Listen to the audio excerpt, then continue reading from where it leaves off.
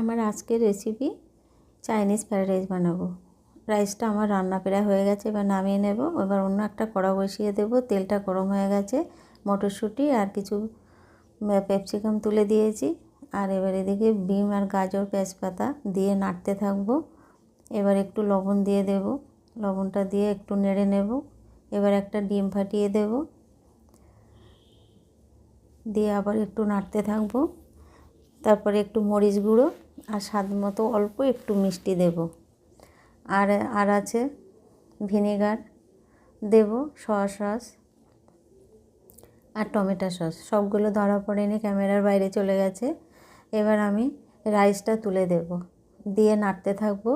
নাড়তে নাড়তে বেশ সুন্দর অনেক সময় ধরে একটু নেড়ে সব কিছু মিশিয়ে নেব। সবগুলো মিশে গেছে। এবার একটা পেঁয়াজ পাতা দিয়ে নামিয়ে নেব। কেমন হয়েছে চাইনিজ ফ্রাইড রাইস বানানো কমেন্টে জানিও। ভালো লাগলে লাইক কমেন্ট শেয়ার করে দেবে। রেডি হয়ে গেছে আমার রাইসটা বানানো। কেমন হলো বন্ধুরা কমেন্ট করে জানাবে কিন্তু। আর চলে আসবে, যে পছন্দ করো খেতে চাও চলে আসবে, সবাই মিলে একসঙ্গে খাবো। খুবই ভালো লাগে।